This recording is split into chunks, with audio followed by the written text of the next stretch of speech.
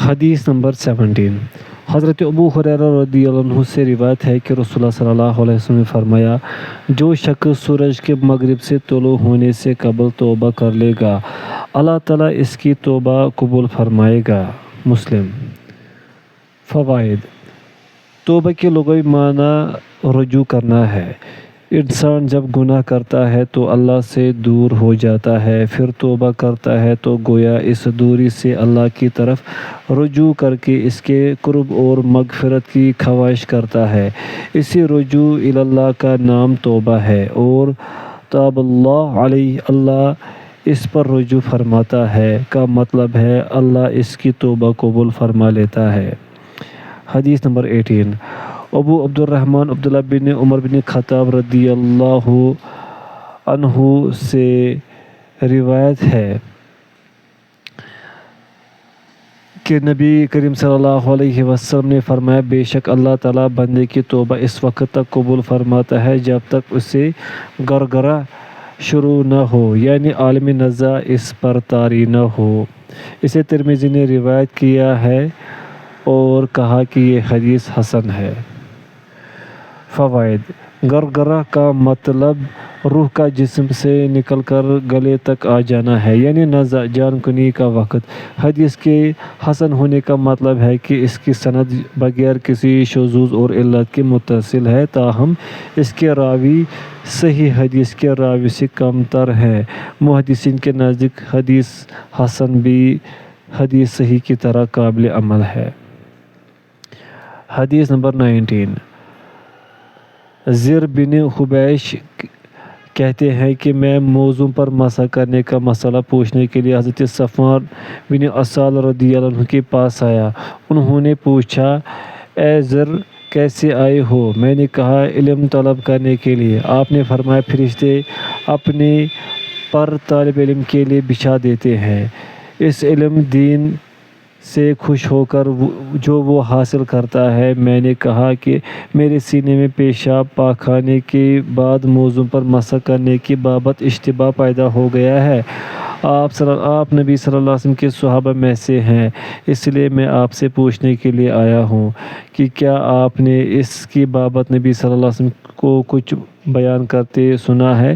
انہوں نے فرمایا، ہاں، آپ جب ہم سفر ہوتے حکم دیتے تھے کہ ہم اپنے موزے 3 دن اور 3 راتیں نہ اتاریں، یعنی اتنی مدت تک ان پر مسح کرتے رہے، مگر جنابت سے، یعنی اگر انسان جنبی ہو جائے تو پھر اس کے لیے غسل ضروری ہے، اس لیے موزے اتارنے ضروری ہوں گے، لیکن پیشاب پاخانے اور نیند سے، یعنی ان چیزوں سے موزے اتارنے کی ضرورت نہیں ہے۔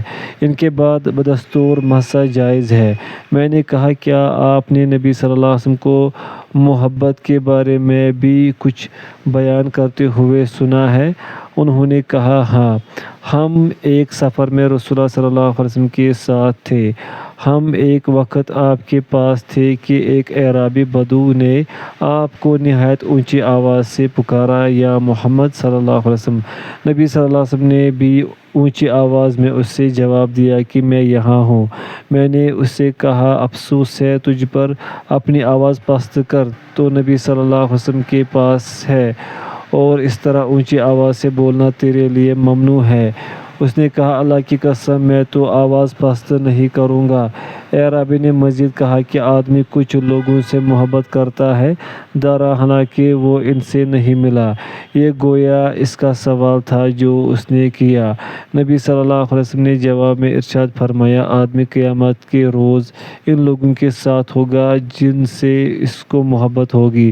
پھر آپ ہم سے گفتگو فرماتے رہے حتیٰ کہ آپ نے مغرب کی جانب ایک دروازے کا ذکر فرمایا جس کی چوڑائی کی مسافت 40 یا 70 سال ہے، یا یوں فرمایا کہ اس کی چوڑائی میں ایک سوار 40 یا 70 سال چلتا رہے۔ حضرت صفوان یکی از راویان حدیث فرماتے ہیں کہ یہ دروازہ شام کی طرف ہے۔ اللہ تعالیٰ نے اس دروازے کو اس وقت پیدا فرمایا جب اس نے آسمان و زمین کی تخلیق کی، اور اسی وقت سے یہ توبہ کے لیے کھلا ہوا ہے۔ یہ اس وقت تک بند نہیں ہوگا جب تک سورج اس مغرب کی طرف سے طلوع نہیں ہوگا۔ روایت کیا اس کو ترمذی وغیرہ نے اور کہا یہ حدیث حسن صحیح ہے۔ فوائد: اس سے معلوم ہوا کہ موضوع پر مسح کرنا جائز ہے۔ اس کی مدت مسافر کے لیے 3 دن اور 3 راتیں اور مقیم کے لیے 1 دن اور 1 رات ہے۔ جواز مسح کے لیے یہ شرط ہے کہ موزے پاک ہوں اور کامل طہارت کے بعد پہنے گئے ہوں، علاوہ ازیں ٹخنے ڈھکے ہوئے ہوں۔ حدث اصغر یعنی وضو ٹوٹ جانے کی صورت میں پیروں کو دھونے کے بجائے موزوں پر مسح کر لینا کافی ہوگا، اور وضو سونے سے، پیشاب پاخانہ کرنے سے یا ہوا خارج ہونے سے ٹوٹ جاتا ہے۔ البتہ حدث اکبر مثلاً جنابت، حیض اور نفاس کی صورت میں موزے اتار کر غسل کرنا ضروری ہے۔ گویا حدث اکبر سے مسح کا جواز ختم ہو جائے گا جیسے مدت گزرنے سے ختم ہو جاتا ہے، اسی طرح بے وضو ہونے کی حالت میں موزے اتارنے سے بھی یہ جواز ختم ہو جائے گا۔ تاہم اگر مدت ختم ہو جائے یا موزے اتار دیے جائیں جبکہ ابھی وضو برقرار ہو تو ان دونوں صورتوں میں مکمل وضو کرنے کے بجائے صرف پیروں کا دھو لینا کافی ہوگا۔ فقہ السنہ للسید السابق۔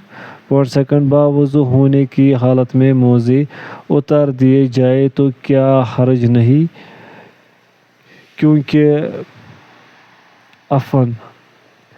باوضو ہونے کی حالت میں موزے اتار دیے جائیں تو کوئی حرج نہیں کیونکہ پاؤں طاہر ہے۔ دیکھیے المسح علی الجوربین للقاسمی کے آخر میں شیخ البانی کا رسالہ۔ انسان کو نیک لوگوں سے محبت رکھنی چاہیے تاکہ قیامت والے دن اس کا شمار زمرہ صالحین میں ہو۔ اس حدیث سے اور بھی متعدد مسائل معلوم ہوتے ہیں جنہیں بادنیٰ تأمل ہر صاحب شعور سمجھ سکتا ہے۔ حدیث نمبر 20۔ حضرت ابو سعید سعد بن مالک بن سنان الخدری رضی اللہ عنہ سے روایت ہے کہ رسول اللہ صلی اللہ علیہ وسلم نے فرمایا، تم سے پہلے لوگوں میں ایک شخص تھا، اس نے 99 قتل کیے۔ اس نے روئے زمین کے سب سے بڑے عالم کی بابت لوگوں سے پوچھا تو اسے ایک راہب پادری کا پتہ بتلایا گیا۔ اس نے اس سے جا کر پوچھا کہ اس نے 99 قتل کیے ہیں، کیا اس کی توبہ قبول ہو سکتی ہے؟ اس نے کہا نہیں۔ اس نے اس پادری کو بھی قتل کر کے 100 کی تعداد پوری کر لی۔ اس نے پھر پوچھا کہ مجھے سب سے بڑا عالم بتلاؤ۔ اس سے ایک عالم کی نشاندہی کی گئی۔ اس نے اس سے جا کر پوچھا کہ اس نے 100 آدمی قتل کیے ہیں، کیا اس کی توبہ قبول ہو سکتی ہے؟ اس عالم نے کہا ہاں، کون ہے جو اس کے اور اس کے توبہ کے درمیان حائل ہو؟ جا فلاں زمین پر چلا جا، وہاں کچھ ایسے لوگ ہیں جو اللہ کی عبادت کرتے ہیں، تو بھی ان کے ساتھ اللہ کی عبادت کر اور اپنی زمین کی طرف واپس نہ آنا، یہ برائی کی زمین ہے۔ چنانچہ اس نے نیکوں کی اس بستی کی طرف سفر شروع کر دیا۔ ابھی اس نے آدھا راستہ ہی طے کیا تھا کہ اسے موت آ گئی۔ اس کی روح کو لینے کے لیے رحمت کے فرشتے اور عذاب کے فرشتے دونوں ہی آ گئے اور ان کے مابین جھگڑا شروع ہو گیا۔ ملائکہ رحمت نے کہا وہ تائب ہو کر آیا تھا اور دل کی پوری توجہ سے وہ اللہ کی طرف آنے والا ہے۔ عذاب کے فرشتے بولے اس نے کبھی بھلائی کا کام نہیں کیا، اس لیے وہ عذاب کا مستحق ہے۔ اب فرشتوں کے مابین یہ جھگڑا جاری تھا کہ ایک فرشتہ آدمی کی شکل میں آیا، اس سے انہوں نے اپنا حکم بنا لیا۔ اس نے فیصلہ دیا دونوں زمینوں کے مابین مسافت کو ناپو، یعنی جس علاقے سے وہ آیا تھا وہاں سے یہاں تک کا فاصلہ اور یہاں سے نیکوں کے علاقے کا فاصلہ، دونوں کی پیمائش کرو۔ ان دونوں میں سے وہ جس کے زیادہ قریب ہو وہی اس کا حکم ہوگا۔ چنانچہ انہوں نے پیمائش کی تو انہوں نے اس زمین زیادہ قریب پایا جس کی طرف وہ ارادہ کیے جا رہا تھا، پس اسے رحمت کے فرشتوں نے اپنے قبضے میں لے لیا، متفقن علیہ۔ اور صحیح کی ایک اور روایت میں ہے، اس طرح ہے پس پیمائش میں وہ نیکوں کی بستی کی طرف ایک بالشت زیادہ قریب نکلا، چنانچہ اسے اس بستی کے نیک لوگوں میں سے کر دیا گیا۔ نیز صحیح ہی کی ایک اور روایت کے الفاظ ہیں کہ اللہ نے اس زمین کو جہاں سے وہ آ رہا تھا حکم دیا کہ وہ دور ہو جا، اور ارض صالحین کو جس کی طرف جا رہا تھا حکم دیا کہ تو قریب ہو جا، اور فرمایا کہ ان دونوں کے مابین فاصلہ ناپو۔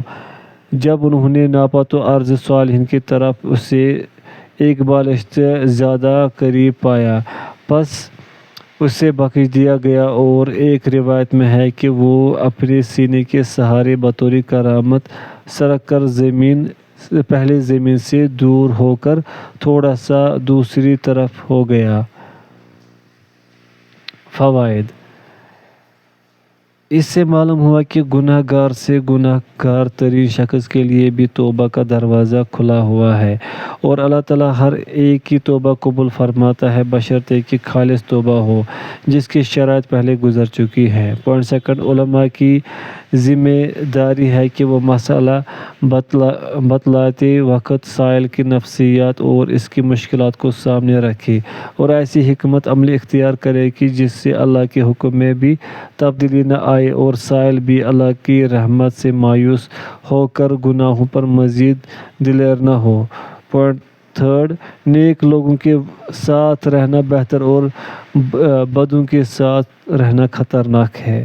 پوائنٹ فورتھ، بوقت ضرورت فرشتے اللہ کے حکم سے انسانی صورت میں آتے ہیں، وغیرہ وغیرہ۔ حدیث نمبر 21، عبداللہ بن کعب بن مالک سے روایت ہے، یہ عبداللہ بن حضرت کعب کے بیٹوں میں سے ان کا رہبر تھا۔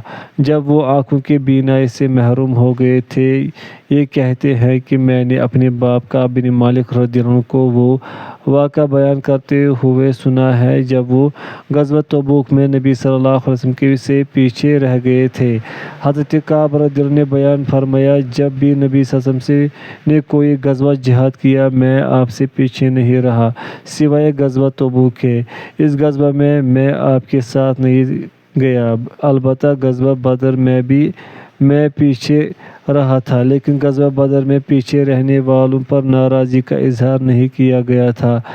اس غزوہ میں تو دراصل رسول اللہ صلی اللہ علیہ وسلم اور مسلمان قافلہ قریش کی تعاقب میں نکلے تھے، یعنی ابتداءً جہاد کی نیت نہیں تھی، یہاں تک کہ اللہ نے ان کو اور ان کے دشمنوں کو بغیر وعدے، بغیر ارادہ و اعلان قتال کے ایک دوسرے کے مقابل جمع صف آرا کر دیا، اور عقبہ کی رات منی میں حاضر تھا جب ہم نے اسلام پر نبی صلی اللہ علیہ وسلم سے عہد وفا باندھا تھا۔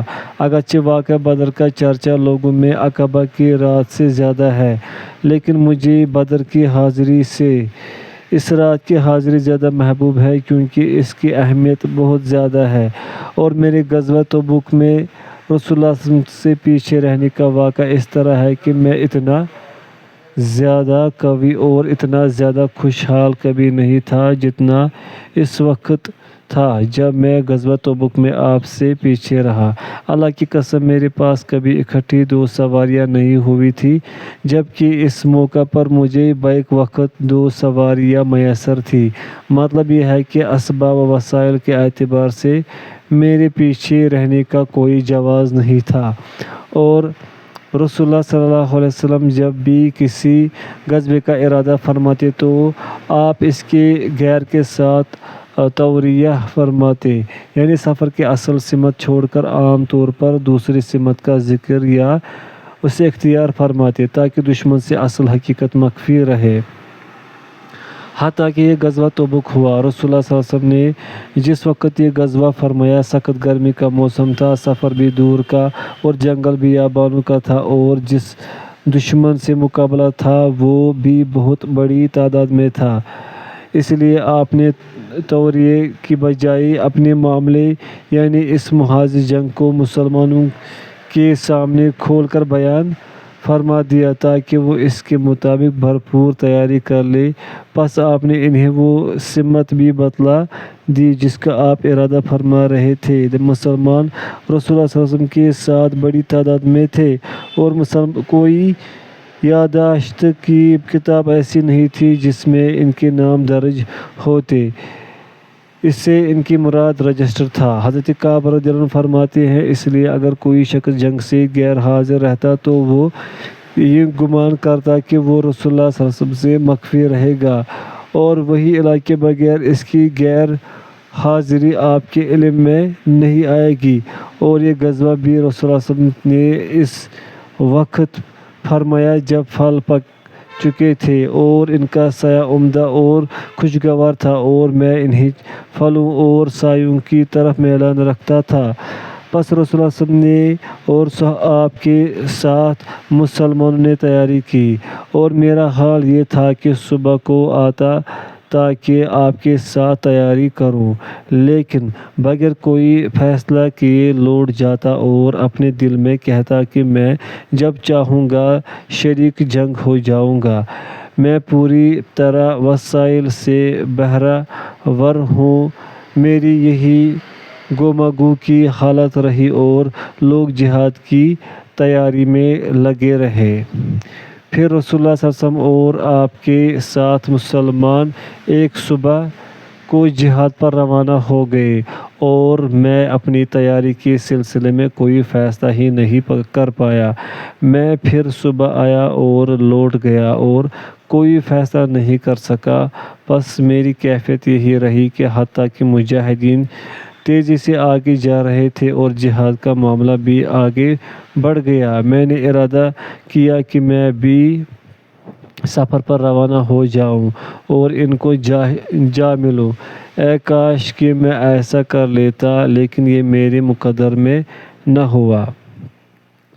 رسول اللہ صلی اللہ علیہ وسلم کے چلے جانے کے بعد جب میں لوگوں میں نکلتا تو یہ بات میرے لیے حزن و ملال کا باعث بنتی کہ میرے سامنے اب کوئی نمونہ ہے تو صرف ایسے شخص کا جو نفاق سے مطعون ہے، یعنی نفاق کی وجہ سے لوگوں میں حقیر ہے، یا ایسے کمزور لوگوں کا جن کو اللہ نے معذور قرار دیا۔ سارے راستے رسول اللہ صلی اللہ علیہ وسلم کو میں یاد نہیں آیا، یہاں تک کہ آپ تبوک پہنچ گئے۔ تبوک میں جب آپ لوگوں میں تشریف فرما تھے، آپ کو میرا خیال آیا۔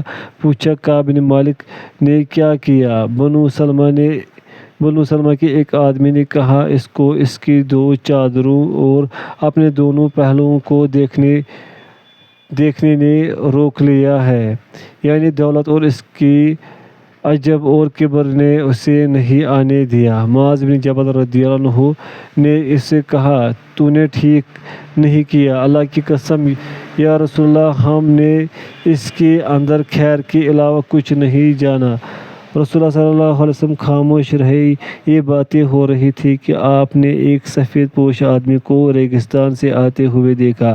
رسول اللہ صلی اللہ علیہ وسلم نے فرمایا ابو خیثمہ ہو، اور واقعی وہ ابو خیثمہ انصاری تھے، اور یہ وہ شخص ہے جنہوں نے ایک مرتبہ 1 صاع کھجور 2.5 کلو تقریباً کھجور کا صدقہ کیا تو منافقین نے انہیں طعنہ دیا تھا، یعنی اس کے تھوڑے ہونے کا۔ حضرت کعب رضی اللہ عنہ نے کہا جب مجھے یہ خبر پہنچی کہ رسول اللہ صلی اللہ علیہ وسلم نے تبوک سے واپسی کا سفر شروع فرما دیا ہے تو مجھ پر غم کی کیفیت چھا گئی اور جھوٹے بہانے گھڑنے کا سوچنے لگا اور دل میں کہتا کہ کل جب آپ واپس تشریف لائیں گے تو آپ کی ناراضی سے میں کیسے بچوں گا، اور اس معاملے میں میں اپنے گھر کے ہر سمجھدار آدمی سے بھی مدد طلب کرتا رہا۔ جب مجھے بتلایا گیا کہ اب رسول اللہ صلی اللہ علیہ وسلم آنے ہی والے ہیں تو جھوٹے بہانے گھڑنے کا باطل خیال میرے دل میں دور ہو گیا اور میری سمجھ میں یہ بات آ گئی کہ میں جھوٹ سے کبھی بچاؤ حاصل نہیں کر سکوں گا۔ چنانچہ میں نے پوچھا بولنے کا نتیجہ ارادہ کر لیا۔ صحابہ کو رسول اللہ صلی اللہ علیہ وسلم تشریف لے گئے۔ آپ کا معمول تھا کہ جب آپ کہ جب سفر سے واپس آتے تو سب سے پہلے مسجد میں جا کر 2 رکعت نماز ادا فرماتے، پھر لوگوں کے سامنے بیٹھ جاتے۔ اس سفر سے کبھی واپس پر جب آپ نے ایسا ہی کیا تو منافقین نے آ کر عذر پیش کرنے اور خلق اٹھانے شروع کر دیے، اور کچھ اوپر 80 آدمی تھے۔ آپ نے ان کے ظاہری عذر کو قبول فرما لیا، ان سے بیعت لی، ان کے لیے مغفرت کی دعا فرمائی اور ان کی باطنی کیفیت کو اللہ کے سپرد کر دیا۔ میں بھی آپ کی خدمت میں حاضر ہو گیا۔ جب میں نے سلام کیا تو ایسے مسکرائے جس سے ناراضی کا اظہار ہوتا تھا، پھر فرمایا آگے آ جاؤ۔ میں آگے آ کر آپ کے سامنے بیٹھ گیا۔ آپ نے مجھ سے پوچھا تمہیں کس چیز نے جہاد سے پیچھے رکھا؟ کیا تم نے اپنی سواری نہیں خرید لی تھی؟ میں نے کہا یا رسول اللہ صلی اللہ علیہ وسلم، اللہ کی قسم میں آپ کے علاوہ کسی اور کے پاس بیٹھا ہوتا تو یقیناً میں کوئی جھوٹ موٹ عذر کر کے اس کی ناراضی سے بچ جاتا۔ مجھے بحث و تکرار کا بڑا ملکہ حاصل ہے، لیکن اللہ کی قسم مجھے معلوم ہے کہ اگر آج میں آپ کے سامنے جھوٹ بول کر سرخ رو ہو جاؤں اور آپ مجھ سے ناراض ہو جائیں تو عنقریب اللہ تعالیٰ وحی کے ذریعے سے مطلع فرما کر آپ کو مجھ سے ناراض کر دے گا، اور اگر میں آپ سے سچی بات عرض کر دوں تو اس کی وجہ سے آپ مجھ پر ناراض ہوں گے، لیکن اس میں مجھے اللہ سے اچھے انجام کی امید ہے، اس لیے سچ عرض کرتا ہوں کہ اللہ کی قسم جہاد میں آپ کے ساتھ جانے میں کوئی عذر نہیں تھا۔ اللہ کی قسم میں اتنا طاقتور، اتنا خوشحال کبھی نہیں رہا جتنا میں اس وقت تھا جب آپ سے پیچھے رہا۔ رسول اللہ صلی اللہ علیہ وسلم نے فرمایا اس شخص نے یقیناً سچ کہا ہے، پس تم یہاں سے کھڑے ہو جاؤ یہاں تک کہ تمہاری بابت اللہ تعالیٰ فیصلہ فرمائے۔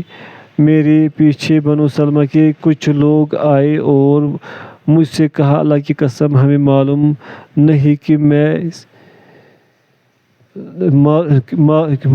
کہ اس سے قبل تم نے کوئی گناہ کیا ہے، تم رسول اللہ صلی اللہ علیہ وسلم کے سامنے ایسا کوئی عذر پیش کرنے سے کیوں قاصر رہے جیسا دوسرے پیچھے رہنے والوں نے پیش کیا؟ تمہارے گناہ کی معافی کے لیے یہی کافی تھا کہ رسول اللہ صلی اللہ علیہ وسلم تمہارے لیے مغفرت کی دعا فرماتے۔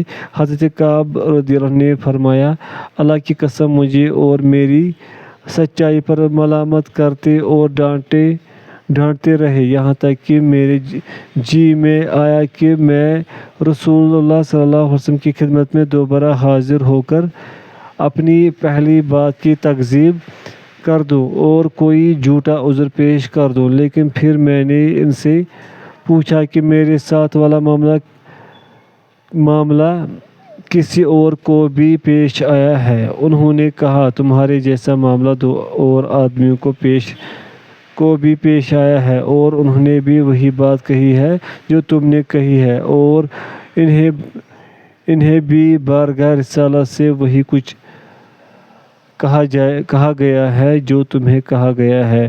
میں نے ان سے پوچھا وہ 2 شخص کون ہیں؟ انہوں نے کہا ایک مرارہ بن ربیع عمری اور ہلال بن امیہ الوقفی، یہ دونوں آدمی جن کا انہوں نے میرے سامنے ذکر کیا نیک تھے اور جنگ بدر میں شریک ہوئے تھے، اور ان میں میرے لیے نمونہ تھا۔ جس وقت انہوں نے ان دونوں آدمیوں کو میرے سامنے ذکر کیا تو میں اپنی سابقہ موقع پر جم گیا اور میرا وہ تذبذب دور ہو گیا جس میں ان کی زجر و توبیخ سے مبتلا ہو گیا تھا۔ رسول اللہ صلی اللہ علیہ وسلم نے پیچھے رہ جانے والوں میں سے ہم تینوں سے لوگوں کو گفتگو کرنے سے روک دیا۔ حضرت کعب رضی اللہ عنہ نے بیان کیا لوگ ہم سے کنارہ کش ہو گئے، یا یہ کہا کہ لوگ ہمارے لیے بدل گئے، حتیٰ کہ زمین بھی میرے لیے میرے جی میں اوپری بن گئی۔ یہ زمین میرے لیے وہ نہ رہی جو میری جانی پہچانی تھی۔ اس طرح 50 راتیں ہم نے گزاری۔ میرے دوسرے اور 2 ساتھی جو تھے وہ عاجز ہو گئے اور گھروں میں بیٹھے روتے رہے، لیکن میں بالکل جوان اور نہایت قوی و توانا تھا۔ پس میں گھر سے باہر نکلتا، مسلمانوں کے ساتھ نماز میں حاضر ہوتا اور بازاروں میں گھومتا پھرتا، لیکن مجھ سے کلام کوئی نہ کرتا۔ میں رسول اللہ صلی اللہ علیہ وسلم کی خدمت میں بھی حاضر ہوتا اور آپ جب نماز کے بعد تشریف فرما ہوتے تو آپ کو سلام بھی عرض کرتا اور آپ اپنے دل میں کہتا کہ سلام کے جواب میں آپ اپنے مبارک لبوں کو جنبش دیتے ہیں یا نہیں۔ پھر آپ کے قریب ہی نماز پڑھتا اور دزدیدہ نظروں سے آپ کو دیکھتا۔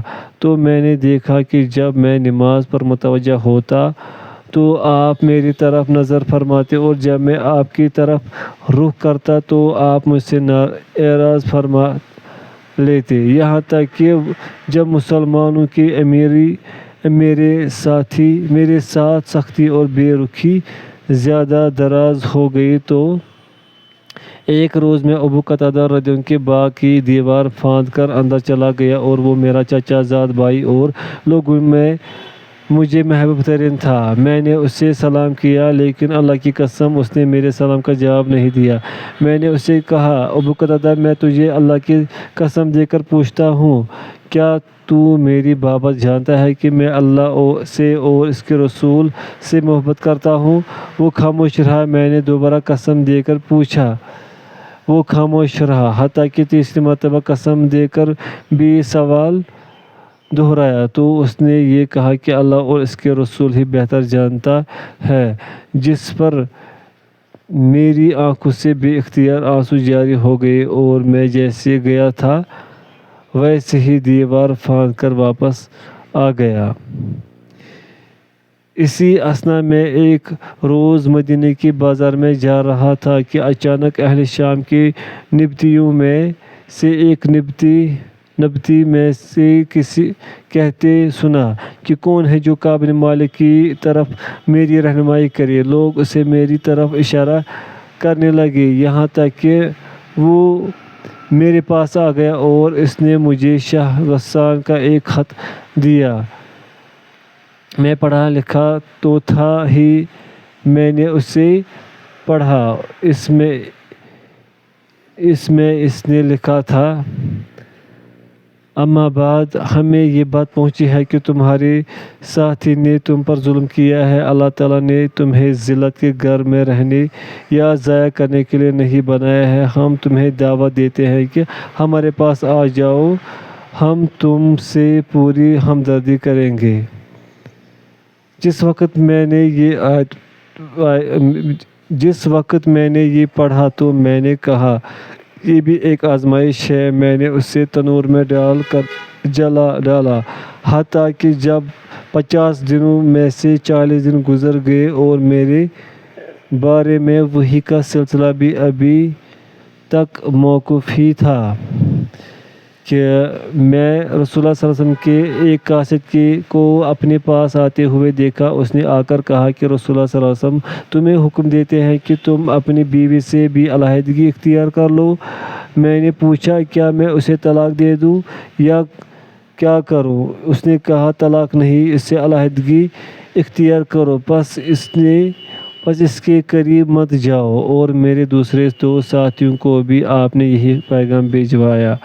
میں نے اپنی بیوی سے کہا، اپنے گھر والوں کے پاس چلے جاؤ اور انہیں کے پاس رہو یہاں تک کہ اللہ تعالیٰ اس معاملے کا فیصلہ فرما دے۔ چنانچہ 2 ساتھیوں میں سے ایک ساتھی ہلال بن امیہ کی بیوی رسول اللہ صلی اللہ علیہ وسلم کے پاس آئی اور آپ سے کہا کہ ہلال بن بہت بوڑھے ہیں اور ان کے لیے کوئی خادم بھی نہیں ہے، کیا اگر میں ان کی خدمت کروں تو آپ کو ناپسند ہے؟ آپ نے فرمایا، نہیں، لیکن وہ تم سے قربت صحبت نہ کرے۔ بیوی نے کہا، اللہ کی قسم،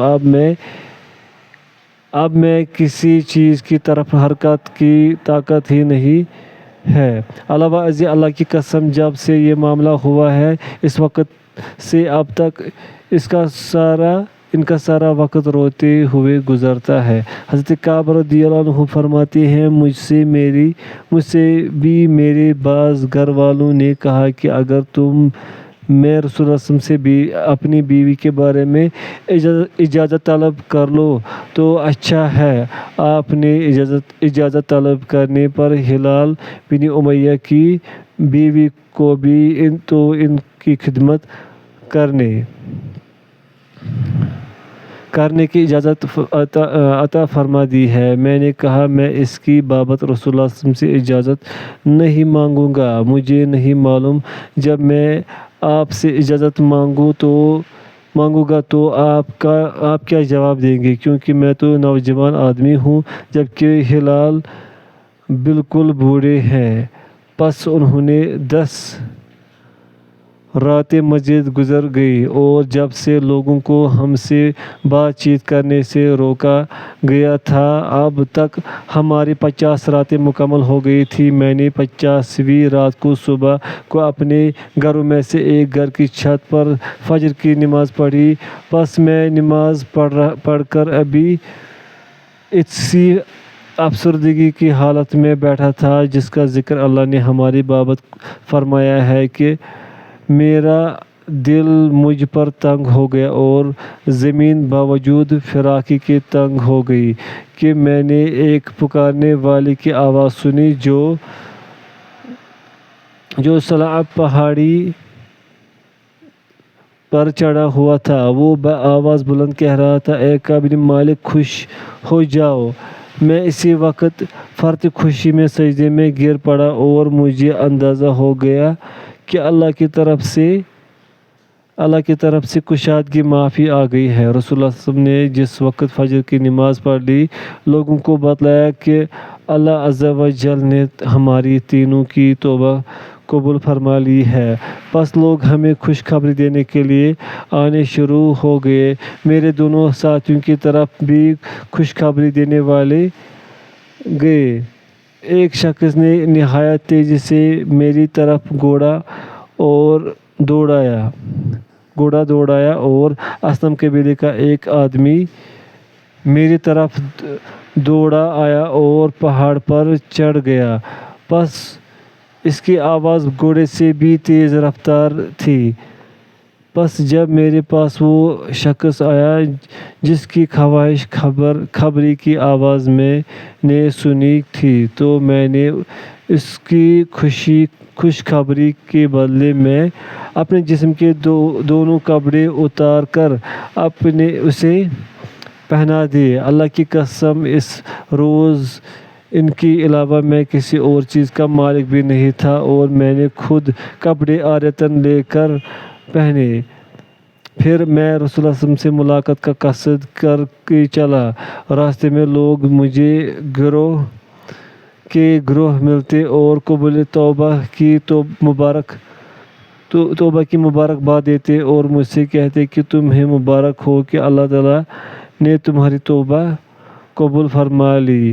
حتیٰ کہ میں مسجد نبوی میں داخل ہو گیا میں نے دیکھا کہ رسول اللہ صلی اللہ علیہ وسلم تشریف فرما ہے اور آپ کے گرد لوگ ہیں۔ پس طلحہ بن عبید اللہ لپکتے ہوئے کھڑے ہوئے حتیٰ کہ مجھ سے مصافحہ کیا اور مجھے مبارکباد پیش کی۔ اللہ کی قسم مہاجرین میں سے ان کے علاوہ کوئی اور کھڑا نہیں ہوا۔ پس کعب طلحہ کی اس بات کو کبھی فراموش نہ کرتے۔ حضرت کعب رضی اللہ عنہ فرماتے ہیں جب میں نے رسول اللہ صلی اللہ علیہ وسلم کی خدمت اقدس میں سلام عرض کیا تو آپ نے فرمایا اور آپ کا چہرہ مبارک خوشی سے چمک رہا تھا یعنی تمہیں یہ دن مبارک ہو جو تمہاری زندگی کا جب سے تمہیں تمہاری ماں نے جنا ہے سب سے بہترین دن ہے۔ میں نے پوچھا یا رسول اللہ یہ خوشخبری آپ کی طرف سے ہے یا اللہ کی طرف سے؟ آپ نے فرمایا نہیں بلکہ اللہ کی طرف سے ہے۔ اور رسول اللہ صلی اللہ علیہ وسلم جب خوش ہوتے تو آپ کا چہرہ اس طرح گلنار ہوتا گویا کہ وہ چاند کا ایک ٹکڑا ہے اور اس سے ہم آپ کی خوشی کو پہچان لیتے۔ جب میں آپ کے سامنے بیٹھ گیا تو میں نے کہا یا رسول اللہ، میری توبہ کا یہ جز ہے کہ میں اپنا سارا مال اللہ اور اس کے رسول کے راستے میں صدقہ کرتا ہوں۔ آپ نے فرمایا اپنا کچھ مال اپنے لیے رکھ لو، یہ تمہارے لیے بہتر ہے۔ میں نے کہا اچھا، میں اپنا وہ حصہ رکھ لیتا ہوں جو خیبر میں ہے۔ اور میں نے یہ بھی کہا یا رسول اللہ تعالیٰ نے مجھے یہ نجات فرمائی کی بدولت عطا فرمائی ہے، اس لیے یہ بھی میری توبہ کا ایک حصہ ہے کہ میں عہد کرتا ہوں کہ جب تک میری زندگی ہے میں ہمیشہ سچ ہی بولوں گا۔ پس اللہ کی قسم، جب سے میں نے رسول اللہ صلی اللہ علیہ وسلم سے اس عہد صدق کا ذکر کیا، میں نہیں جانتا کہ مسلمانوں میں سے کسی پر اللہ تعالیٰ نے سچ بولنے کے صلے میں وہ بہتر انعام فرمایا ہو جس سے اللہ نے مجھے نوازا۔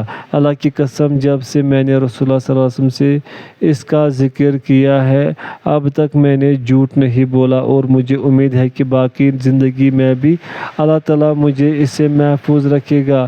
حضرت کعب رضی اللہ عنہ فرماتے ہیں ہمارے بارے میں جو آیت نازل ہوئی وہ حسب ذیل ہے۔ یقیناً اللہ تعالیٰ نے پیغمبر پر اور ان مہاجرین و انصار پر رجوع فرمایا جنہوں نے تنگی کے وقت میں اس پیغمبر کی پیروی کی، بعد اس کے قریب تھا کہ ان میں سے کچھ لوگوں کے دل پھر جائے، پھر رجوع کیا اللہ نے ان پر، بے شک وہ بہت شفیق اور نہایت مہربان ہے۔ اور ان تینوں شخصوں پر بھی رجوع فرمایا، یعنی ان کی توبہ قبول فرمائی جو پیچھے رہ گئے، یہاں تک کہ جب ان پر زمین باوجود فراخی کے تنگ ہو گئی اور خود ان کے اپنے نفس بھی ان پر تنگ ہو گئے اور انہیں یقین ہو گیا کہ ان کو اللہ سے بچانے والا اللہ کے سوا کوئی نہیں، پھر اللہ نے ان پر رجوع فرمایا تاکہ وہ توبہ کرے۔ یقیناً اللہ تعالیٰ بہت رجوع کرنے والا نہایت مہربان ہے۔ اے ایمان والو، اللہ سے ڈرو اور سچوں کے ساتھ ہو جاؤ۔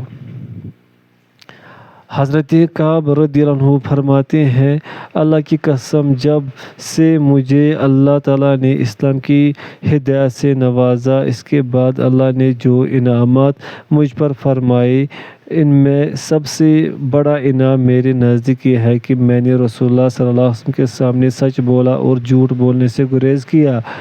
اگر میں بھی جھوٹ بول دیتا تو اسی طرح ہلاک ہو جاتا جس طرح جھوٹ بولنے والے ہلاک ہوئے، اس لیے کہ اللہ تعالیٰ نے جب وحی نازل فرمائی تو جھوٹ بولنے والوں کو جس طرح برا بھلا کہا اس طرح کسی کو بھی نہیں کہا۔ چنانچہ اللہ تعالیٰ نے ان کی بابت فرمایا جب تم ان کی طرف لوٹ کر آؤ گے تو یہ تمہارے لیے قسمیں کھائیں گے تاکہ تم ان سے اعراض کر لو، پس واقعی ان سے اعراض فرماؤ، یہ پلید ہے اور ان کا ٹھکانہ جہنم ہے، یہ بسبب اس کے جو یہ کمائی کرتے رہے، یہ تمہارے لیے قسمیں کھائیں گے تاکہ تم ان سے راضی ہو جاؤ، پس اگر تم ان سے راضی بھی ہوگے تو بے شک اللہ نافرمانوں سے کبھی راضی نہیں ہوگا۔ حضرت کعب رضی اللہ عنہ فرماتے ہیں ہم تینوں پیچھے رکھے گئے ان لوگوں کے معاملے سے جن کی جھوٹی قسموں کو رسول اللہ صلی اللہ علیہ وسلم نے لا علمی کی وجہ سے قبول فرما لیا تھا اور ان سے بیعت لی اور ان کے لیے مغفرت کی دعا بھی فرمائی، اور ہمارے معاملے کو رسول اللہ صلی اللہ علیہ وسلم نے مؤخر فرما دیا حتیٰ کہ اللہ تعالیٰ نے ان آیات میں اس کا فیصلہ فرمایا۔ اللہ تعالیٰ نے فرمایا اور ان تین شخصوں پر رجوع فرمایا جو پیچھے رکھے گئے تھے۔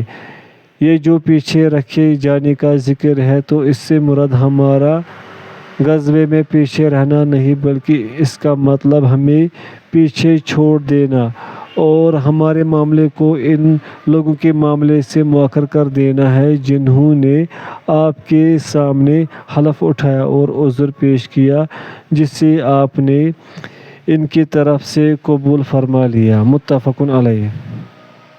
اور ایک دوسری روایت میں ہے نبی صلی اللہ علیہ وسلم غزوہ تبوک کے لیے جمعرات کے دن نکلے اور آپ جمعرات کے دن سفر کرنا پسند فرماتے تھے۔ ایک اور روایت میں ہے آپ سفر سے واپس آتے تو چاشت کے وقت آتے یعنی رات کو نہ آتے اور آ کر سب سے پہلے مسجد میں تشریف لے جاتے، وہاں 2 رکعتیں پڑھتے اور پھر وہاں بیٹھ جاتے اور کچھ دیر کے بعد گھر تشریف لے جاتے۔ فہم الحدیث۔